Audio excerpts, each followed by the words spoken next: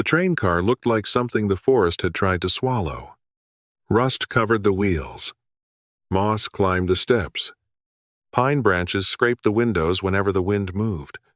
Claire Donovan stood in front of it with the deed in her pocket and one thought in her mind: sell everything. Her husband had been dead a little over a year. Her savings were disappearing. And 14 unwanted acres in the mountains could give her enough money to start over somewhere that did not remind her of loss. The only problem was the man who left it to her. Silas Boone, her mother's uncle. He had spent decades inside that railcar and earned a reputation as Pine Hollow's harmless madman, a recluse who claimed he heard people calling through winter storms.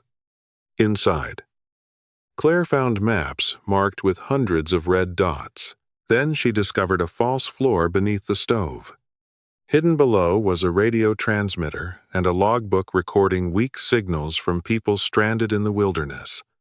The final column contained 2 words again and again: found alive. Suddenly, crazy Silas did not seem crazy at all. The train car looked like something the forest had tried to swallow. Rust covered the wheels. Moss climbed the iron steps. Pine branches scraped the windows whenever the wind moved, and the faded number painted along the side was almost completely hidden beneath years of rain and lichen. Claire Donovan stood at the edge of the clearing, with the deed folded inside her coat pocket, and tried to imagine anyone choosing to live here. Then she remembered Silas Boone. And choosing to live here suddenly made perfect sense. Silas had been her mother's uncle, though Claire had seen him only a handful of times growing up. In Pine Hollow, everyone knew him anyway. Crazy Silas. The man who dragged an old passenger car into the mountains and turned it into a home. The man who covered his walls with maps and disappeared into the woods for weeks at a time. The man who supposedly sat awake through winter storms, listening to voices no one else could hear. Claire had never known which stories were true. And until now, she had never cared enough to ask. At 31, a little more than a year after Ethan died, she had learned to divide the world into 2 categories: things she could survive and things she did not have the energy to understand. Silas belonged firmly in the second category. The land, however, belonged in the first. 14 acres of timber on Alder Ridge had value. A forestry company had already sent her a preliminary letter of interest after the probate notice was filed. The amount was not life-changing, but it was enough to clear the credit card balance Claire had been carrying since Ethan's funeral, cover several months of rent, and give her room to breathe while she figured out what came next. She worked remote customer support 4 days a week, answering complaints about appliance warranties from the small apartment she had shared with Ethan. The job paid the bills if nothing unexpected happened. Something unexpected always happened. She climbed the railcar steps and forced the swollen door open with her shoulder. Cold air smelling of dust, iron, and old wood spilled out. The interior surprised her. It was not the chaotic den she had expected from family stories. Silas had built shelves along one wall and a narrow bed along the other. A table sat beneath 2 windows, its surface scarred but clean. Tin cups hung from hooks. Canned food remained stacked in careful rows. The place was primitive, but organized. Claire set down her backpack and looked at the maps. They covered nearly every open section of wall: topographic sheets, forestry maps, old railroad surveys. Some were yellow with age.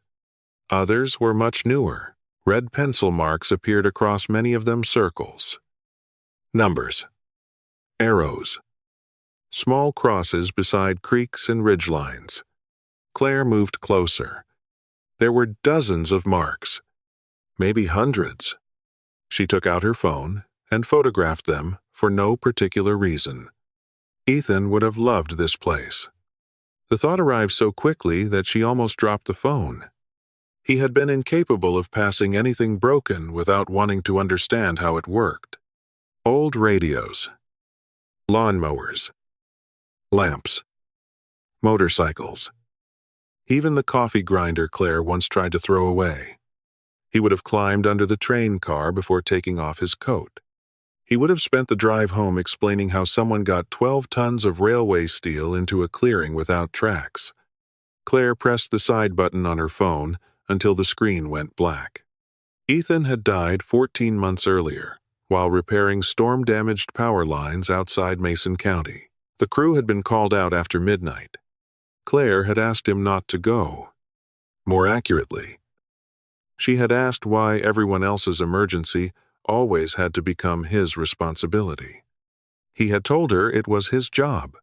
She had told him he cared more about being needed than being home. Those were the last angry words she ever said to him. By sunrise, a falling tree had struck the bucket truck. 2 men were injured.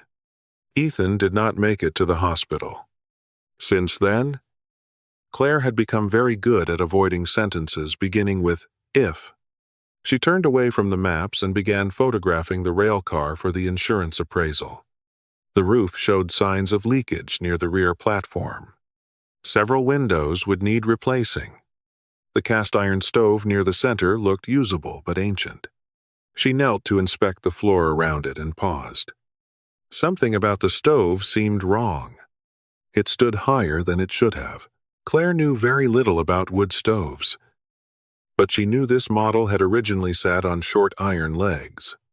Silas had built a steel base beneath it, raising the firebox nearly 8 inches. She crouched lower. The base was boxed in on 3 sides with blackened metal panels. The front panel had 2 small screws that looked newer than everything around them. "What were you hiding?" Claire muttered. She found a screwdriver in a drawer beneath the table. The screws resisted at first, then turned with a dry, metallic squeal. When the panel came loose, Claire expected ash. Maybe an old storage compartment. Instead, her flashlight revealed a rectangular iron hatch set into the floor beneath the stove. A recessed ring lay flat against its center. Claire stared at it. She had spent the entire morning telling herself this place was simply property. Land. Timber. Scrap metal. Numbers on an offer sheet, but Silas had built a hidden compartment beneath the heaviest object in the railcar, then covered it so completely that no casual visitor would ever notice. Claire slipped 2 fingers through the ring and pulled. The hatch lifted an inch before catching on something below. From the darkness beneath it came the faint smell of machine oil and old electrical insulation. She widened the gap and saw the corner of a metal box, bundles of cable, and what looked like the edge of a microphone.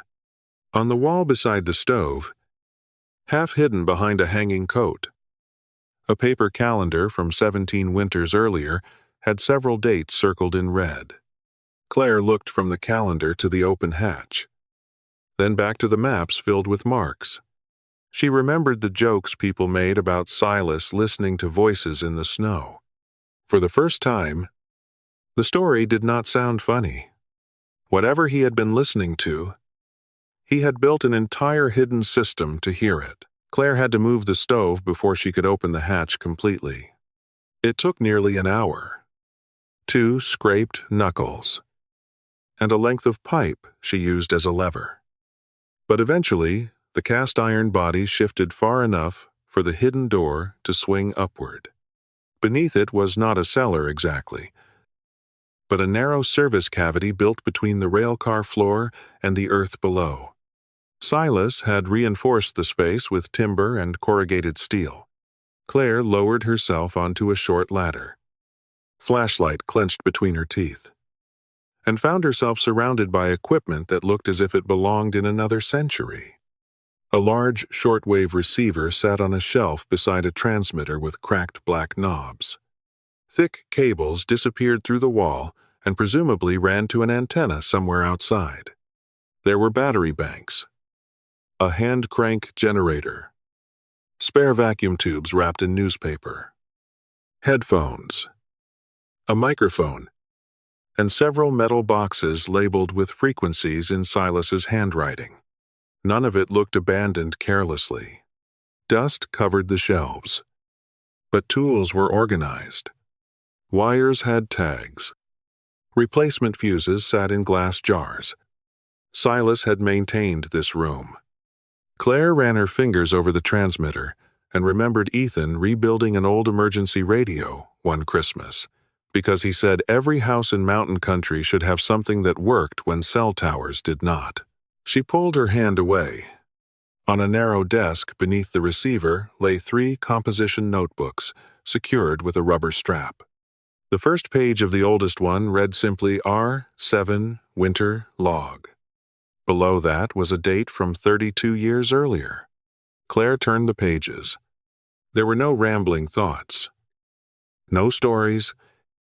Nothing that sounded like the writings of a man talking to imaginary voices. Every entry followed the same disciplined structure: date, time, frequency, weather, signal strength, approximate coordinates, action taken. Some were marked no contact. Others ended with found, returned, or all safe. Claire stopped at an entry from February 3-17 years ago. 1142 p.m. weak voice. North Ridge. Possible family group. 2 adults. 1 child. Signal fading. At 1151, Silas had written, Miller team notified. At 2:26 Shishase. Voice reports creek marker. Hold position. At Doi Opt. All alive. Claire sat down on an overturned crate. She read the entry again. Then pulled out her phone. There was barely enough signal to search. But after moving near the hatch, she found an archived article from the Pine Hollow Gazette. Family found after night, in Alder Ridge storm. The story described a couple and their 7-year-old daughter whose vehicle slid from an unmaintained forest road. Search volunteers located them shortly after 2 in the morning after receiving an anonymous radio tip. Claire stared at the phrase. She returned to the notebook. February 3. 2 adults. 1 child. Arlin Ba. All alive. The dates matched. She searched another entry. January 17. 21 years ago. Snowmobile overturned near West Fork. 1 injured. Intermittent signal. Guided toward creek marker. A newspaper article from the next day described 2 men rescued after a snowmobile accident near West Fork Creek. Again, rescuers credited an unidentified radio contact for narrowing the search area. Claire felt the small room change around her. What had looked like obsolete electronics minutes earlier suddenly felt alive with purpose. She opened the second logbook. More winters. More signals. Hunters who missed a trail before dark. Teenagers stranded after a truck battery failed. A forestry worker injured by a falling branch. A woman whose husband collapsed while they were snowshoeing. Some entries contained instructions Silas had relayed: directly stay below tree line. Conserve battery. Do not cross moving water. Listen for 3 whistle blasts. Several had words underlined twice: keep talking. Claire climbed back into the railcar and spread the notebooks across the table beneath the maps. The red marks on the walls began to make sense. She found dates beside some of the circles. They corresponded to coordinates in the logs. Silas had not been decorating the maps with meaningless symbols. He had been building a record of where people disappeared and where they were found. Outside, afternoon light was already fading. Claire pulled on her coat and followed 1 cable from beneath the railcar into the trees. It climbed the slope behind the clearing, buried shallowly under pine needles, then emerged beside an old utility pole Silas had reinforced with steel braces. High above it hung a web of antenna wire stretching between two trees. Whatever else people had thought about him, Silas had known exactly what he was doing. Back inside, Claire opened the third notebook. A loose red metal tag fell into her lap. R7 was stamped across it. She remembered the same letters on the log cover. A call sign. She realized. Near the back of the notebook, Silas had listed names she did not recognize. Miller. North Team. County 2. Ranger Post. Halle. Beside each were frequencies and notes about which roads they could reach during heavy snow. This was not one man listening alone. It was a network. Even if most of the people involved might never have known who sat at its center. Claire turned to the final pages. One entry had no rescue notation. December 12th. 6 years earlier. 1:16 a.m. male voice. Extremely weak. Lost trail near East Ravine. Possible broken ankle. 1, signal, gone. 151, regained contact. Keep him talking. At 4:22, Silas wrote. Miller reached subject. Alive. Claire read those last words and felt an old ache open beneath her ribs. Ethan had once told her that the worst part of emergency work was not the danger. It was knowing someone might be waiting in the dark. Trusting that another person was coming. She had been angry when he said it. She had asked why strangers always seemed to deserve the best part of him. No. In a rusted train car owned by a man the whole town had mocked. Claire wondered whether she had spent too long confusing being needed with being loved less. She shut the notebook before the thought could go further. There were still questions she could keep practical. Who was Miller? How many people had Silas helped? Why had none of the rescue reports named him? And why?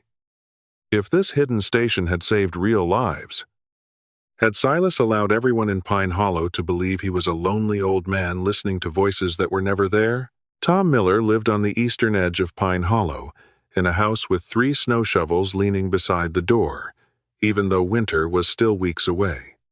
Claire found his name through an old volunteer rescue roster at the county library. The photograph attached to the roster showed a younger man with broad shoulders and a red search and rescue jacket.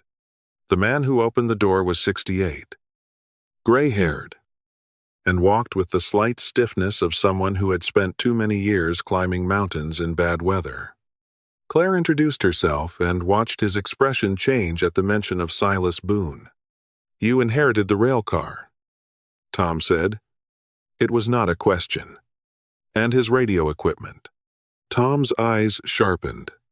Claire held up a photograph of the red metal tag stamped R7. I need to know what this means. For several seconds, Tom said nothing. Then he stepped aside. His kitchen wall was covered with framed rescue photographs, teams in snowshoes, helicopters over ridgelines, volunteers carrying stretchers through deep snow. Tom poured coffee. Neither of them really drank. Raven 7, he finally said. That's what he called himself. Claire felt a small jolt. You knew it was Silas, I suspected. Never heard him admit it. Tom explained that more than 30 years earlier, volunteer rescue crews around Pine Hollow relied heavily on radio. Cell phones did not exist. Repeater coverage was unreliable, and mountains could swallow a signal within a few hundred yards. During winter storms, someone began appearing on emergency frequencies using the call sign Raven 7. R7 never joined the official team. He never came to meetings. He simply listened. Sometimes he heard weak CB calls from stranded motorists. Sometimes he caught signals from cheap handheld radios carried by hunters or hikers. Other times he heard only fragments relayed through old repeaters. He could pull meaning out of static. Tom said, You'd hear noise. Silas would hear 3 words. Compare them with wind direction and terrain. Then tell us which drainage to search. Claire thought of the maps inside the railcar. The red marks. Tom nodded slowly. Every place someone went missing. Over the years, Raven 7 became a quiet part of winter rescue operations. Tom would receive a radio call at 2 in the morning, possible injured hiker near West Fork. Family stranded above Bear Creek. Snowmobiler missing near the ridge. R7 rarely explained how he knew. He simply provided coordinates, signal strength, and whatever details he had managed to collect. Didn't anyone ever ask who he was? Claire said. Tom smiled faintly. Constantly. He ignored us. Why? Silas didn't like being thanked.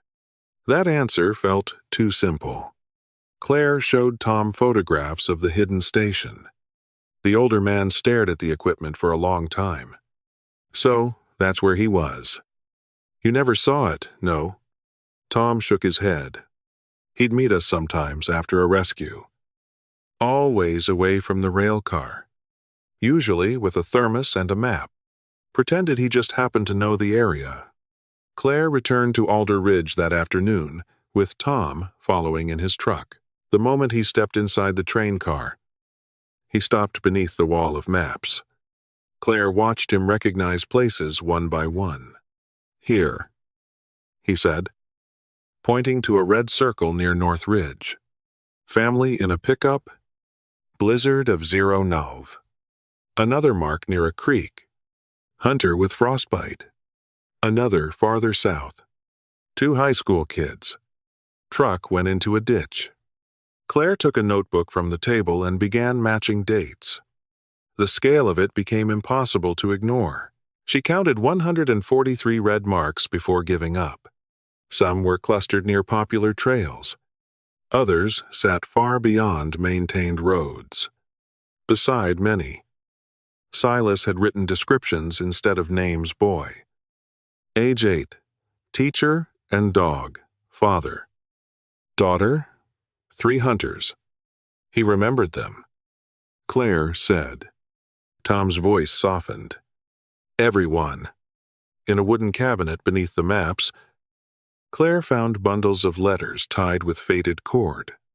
Most had not been addressed to Silas.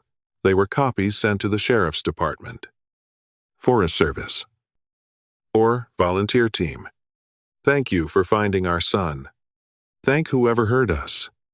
We never learned the name of the man on the radio. One letter from a woman rescued with her elderly father contained a sentence. Claire read twice. Please tell him I was ready to stop answering.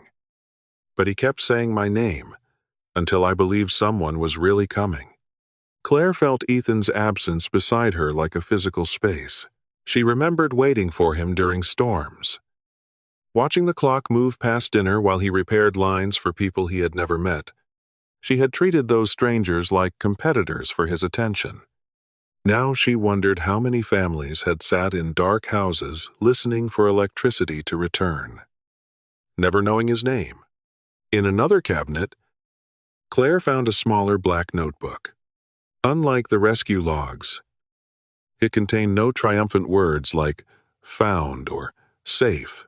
It listed people Silas had failed to reach in time. 12 names over 3 decades.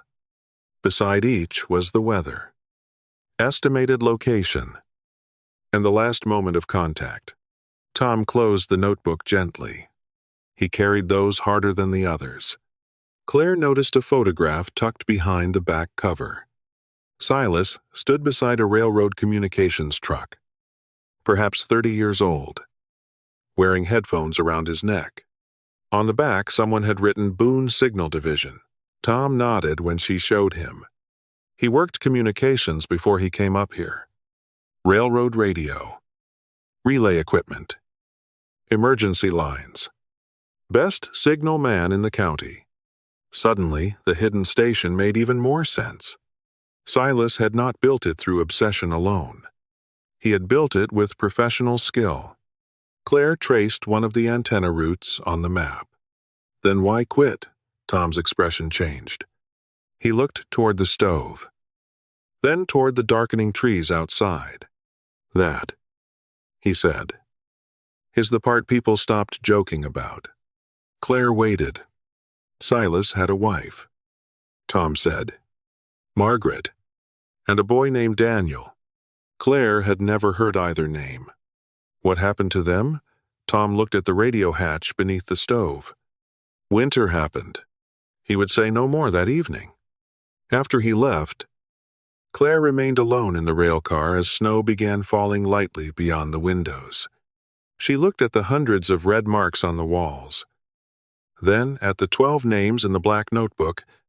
For decades, Pine Hollow had called Silas crazy because he stayed awake listening through storms. Now Claire understood what he had been doing. What she did not understand was why he had started. Somewhere before Raven 7. Before the maps and hidden transmitter and hundreds of people guided home, there had been Margaret and Daniel, and whatever happened to them had turned listening into something Silas could never allow himself to stop doing. Claire found Margaret and Daniel Boone in the county archive the next morning. The article was buried in a winter edition from 34 years earlier, printed beneath a photograph of a snow-covered road. "Mother and son found after storm." The headline made it sound almost hopeful until Claire read the details. Margaret Boone, 38, and her 12-year-old son Daniel had disappeared while driving home through a mountain pass during a fast-moving blizzard. Their truck slid from the road into a low drainage where snow quickly buried most of the vehicle. Search crews found them the following morning. Margaret was already dead from exposure. Daniel was alive when rescuers reached him, but died several hours later at the hospital. The article mentioned one strange detail. Rescuers believed the family had attempted repeated CB radio calls during the night, but weather and equipment failure prevented anyone from establishing reliable contact. Claire read that sentence 3 times. Then she found Silas's old railroad employment records. He had been on duty that night at a communications facility nearly 40 miles away. The records showed a repeater failure in the Mountain District shortly after 10:30. Claire felt sick before she even returned to the railcar. Tom was waiting there when she arrived, sitting on the steps with 2 cups of coffee. "You found it," he said. Claire handed him the article. He heard them. "Didn't he?" Tom looked down. "Part of them." They went inside. Snow had begun collecting along the window frames. Tom stood beneath Silas's maps and told Claire what had happened. Silas had been monitoring railroad channels when a weak voice bled through a neighboring CB frequency. At first he could make out only static and a woman saying the word road, then a child's voice. "Daniel." Silas tried to triangulate the signal. But the repeater, serving that section of mountain, had gone down in the storm. Without it, the transmission faded whenever wind shifted or snow loaded the trees. "He knew it was them?" Claire asked. "Eventually." Tom nodded. Margaret gave their last known turn. Silas knew the road. He called county dispatch and railroad crews. But there were 3 possible drainages below that section, and the storm had closed 2 access roads. Silas stayed on the radio for hours. Sometimes he heard Margaret, sometimes Daniel, sometimes nothing for 20 minutes at a time. Near 2 in the morning, Daniel came through alone. His mother had stopped responding. Silas told him to keep moving his hands, stay wrapped in everything available, and answer whenever he heard his name. "Did Silas know where they were by then?" Claire asked. Tom's face tightened. He was close, but close was not enough. Search crews entered the wrong drainage first. By the time Silas realized from signal strength that Margaret and Daniel were farther east, another hour was gone. The final transmission from Daniel came just before dawn. He told Silas he was tired. Silas ordered him to stay awake. He kept saying the boy's name long after the radio stopped answering. Claire looked toward the hidden compartment beneath the stove. Suddenly, every piece of it made sense. The antenna, the backup generator, the redundant batteries, the maps. Silas had spent the rest of his life eliminating every weakness that had failed that night. He quit the railroad afterward. Within 2 months, Tom took a slow breath. People thought he broke down. Maybe he did for a while. He bought this old passenger car at auction and had it hauled up here because Alder Ridge had better elevation than the old communications center. Then he started building. Claire remembered the jokes. Crazy Silas heard voices in storms. The truth was crueler. Silas had heard 2 voices he loved more than anything. And once they were gone, he had built his entire life around making sure no one else disappeared the same way. Claire walked to the black notebook and opened it to the first page. The earliest 2 names were Margaret Boone and Daniel Boone. Silas had listed the time of every contact, every failed relay, every wrong search location.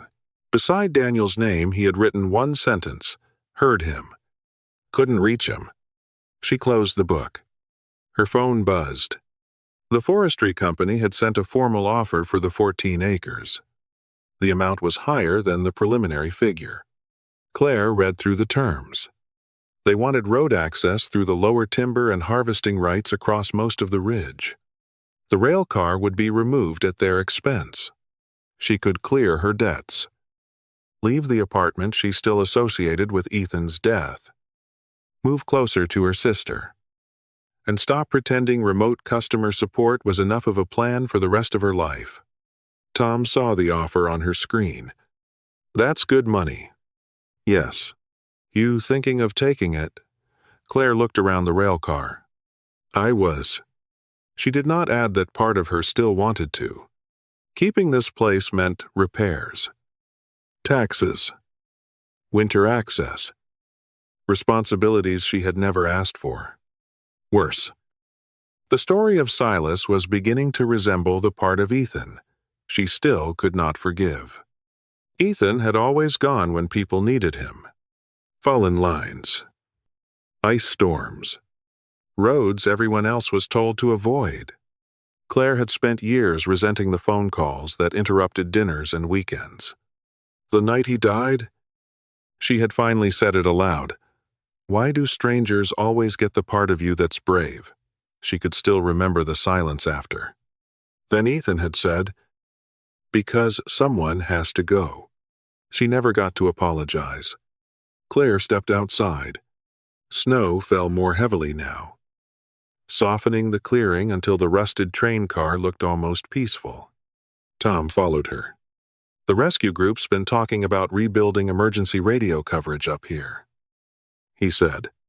Cell service is better than it used to be. But there are dead zones everywhere, once storms hit. Claire understood where he was going. You want the rail car. Not me. The county volunteers could use the elevation. Some of Silas's antenna routes still make sense. I inherited a property. Tom, I didn't volunteer for a rescue service. I know. His answer was immediate. And nobody gets to ask you to become him. That mattered. Claire had been afraid everyone would turn Silas's sacrifice into an obligation she had to inherit along with the land. Tom did not. He simply looked toward the ridge. But before you sell, you should know what would disappear. Later that evening, Claire found another bundle of unopened letters beneath the radio desk. Most were recent. People Silas had helped years ago had continued writing, even when he stopped answering. One envelope was thicker than the rest and addressed simply to R7. Alder Ridge. Claire did not open it yet. She sat beside the silent radio instead, listening to snow strike the roof. For 14 months, she had treated grief as something that only took Ethan, money, sleep, the future she expected. Silas had lost more than Claire could imagine, and still found a way to turn listening into action. That did not mean she had to do the same. But for the first time, Claire wondered whether selling everything that reminded her of loss was the same thing as moving forward. The forestry offer expired in 4 days. Somewhere, inside the unopened letters, might be the answer to what Silas's strange life had actually meant. And Claire knew she could not decide what this place was worth until she understood who had been waiting on the other end of his radio. Claire opened the thick envelope the next morning. The paper inside had been folded and unfolded enough times to soften at the creases, and the handwriting leaned hard to the right. Dear R7, it began. My name is Nathan Cole. You probably don't remember me, but I remember your voice. Claire sat at Silas's table while snowlight filled the railcar windows. Nathan wrote that 30 years earlier, when he was 10. He and his father had become stranded near Alder Ridge during a storm. Their truck slid against a fallen tree. His father broke his leg trying to free it, and their handheld radio barely reached beyond the ravine. Nathan remembered calling until the battery warning began to flash. Most of what came back was static. Then a man answered. Air? Sue. Silas made Nathan describe the road. The slope. The direction of the creek. The last bridge they had crossed. He told the boy how to stuff clothing around the broken truck window, how to keep his father awake, when to stop transmitting to save power, and exactly how long to wait before answering again. Nathan wrote that the worst moment came when his father stopped responding to him and the snow outside covered the hood. He began crying and told the man on the radio he did not think anyone was coming. Silas answered, Don't stop answering me. If I can hear you, you are not alone. Rescue volunteers reached them before dawn. Nathan's father survived. Nathan grew up, became a paramedic, raised 2 daughters, and spent most of his adult life wondering who Raven 7 really was. Claire read the last paragraph twice. I don't remember your face. I remember your voice telling me not to stop answering. If you ever wonder whether staying on that radio mattered. It gave me 30 more years with my father. Tom arrived before noon, carrying 2 cardboard file boxes from the old rescue association. Claire handed him Nathan's letter without speaking. He read it standing beside the stove and wiped his eyes with the back of one hand. I remember that rescue, he said. Silas kept us from searching the wrong side of the ridge. Then Tom opened the boxes. Inside were decades of handwritten rescue sheets, dispatch copies, maps, and incident summaries. Over the following hours, they compared them with Silas's logs. They found the same pattern again and again, anonymous coordinates, an unidentified radio operator. A weak signal picked up before official teams could establish contact. By late afternoon, Tom had made a list. 167 incidents where information from Raven 7 directly influenced a rescue. Not all involved people on the edge of death. Some were simple recoveries before nightfall. Others were not. Children, hunters, families, injured workers, stranded drivers. Hundreds of individual lives touched by one man the town had dismissed as a recluse talking to the weather. He never told anyone this number, Claire asked. Tom shook his head. He probably never counted people. Only calls. Claire looked around the rail car.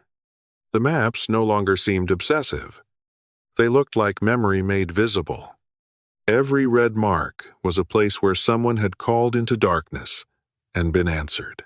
Her phone buzzed with a final message from the forestry company. They had raised the offer again and wanted an answer by 5 that evening.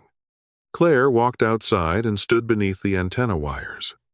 Selling remained the easiest path. The money was real. Her debt was real. So were the repairs this place needed? She could not build a new life on sentiment alone. But she also knew now that keeping the ridge did not have to mean becoming Silas.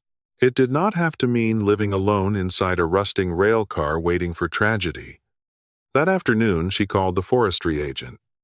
She offered to sell them 4 lower acres along the western boundary, where harvesting would not interfere with the ridge or antenna corridor. They resisted. Claire did too. By the end of the week, they agreed to purchase the lower parcel and accept a restricted access route. The amount was smaller than their original offer, but enough to clear Claire's highest interest debt and repair the worst section of roof.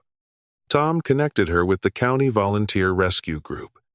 They applied for a Rural Emergency Communications grant and a small historic preservation fund because the railcar itself was a surviving piece of regional railroad history. Claire kept her remote support job. She made no promises to become a dispatcher or rescuer. What she did agree to was preserve the station and let trained volunteers use it during severe weather periods. The work took months. They repaired the antenna mast, replaced unsafe wiring, restored one of Silas's receivers, and installed modern equipment beside the old set rather than removing it. Half the railcar remained almost exactly as Silas left it maps. Notebooks, red call sign tag, headphones. The other half became the Alder Ridge listening station. In summer, local students came to learn basic navigation, weather safety, and radio communication. In winter, volunteers staffed the ridge during storms. Claire moved into a small cabin built near the clearing, funded partly by selling the lower acres and partly by the estate. For the first time since Ethan died, she unpacked boxes she had kept sealed for more than a year. She placed a photograph of him beside Silas's map wall. One evening, she finally told Tom about their last argument. "I told him strangers got the brave part of him," she said. Tom did not tell her she had been wrong. He only said, "One bad conversation isn't a whole marriage." Claire knew that. She had known it intellectually for months. Hearing it aloud still loosened something inside her. Ethan had gone out that night because that was who he was. Claire had been angry because she loved him and feared losing him. Both things could be true. Grief did not have to flatten a life into its worst moment. By the first heavy snowfall of the following winter, Alder Ridge was operational. Claire was doing paperwork at Silas's table while 2 volunteers checked weather frequencies in the equipment bay. Near midnight, they stepped outside to inspect an antenna line. Claire remained alone. The restored radio hissed softly beside her. Then the static changed. A voice surfaced for half a second and disappeared. Claire leaned closer. More static. Then again. Faint and strained. "Alder Ridge. Is anyone there?" Claire froze. For an instant, she saw Silas alone at this same table. Winter after winter.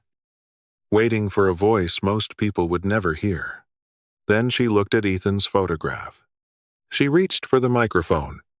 "Alder Ridge here," she said. "I hear you." The reply came after several seconds. Weak, but unmistakably relieved. Someone had lost the trail east of the ridge. Claire called the volunteers back inside and handed the radio to the trained operator. As they began narrowing the location, she sat beside them and opened Silas's old logbook to a blank page. Outside, snow covered the tracks leading into the trees. Inside, voices moved through static. Claire wrote down the time of first contact. She did not know how long the search would take or what the night would ask of them. But somewhere beyond the ridge, a frightened person now knew one thing. Silas had spent his life making true. Someone was listening.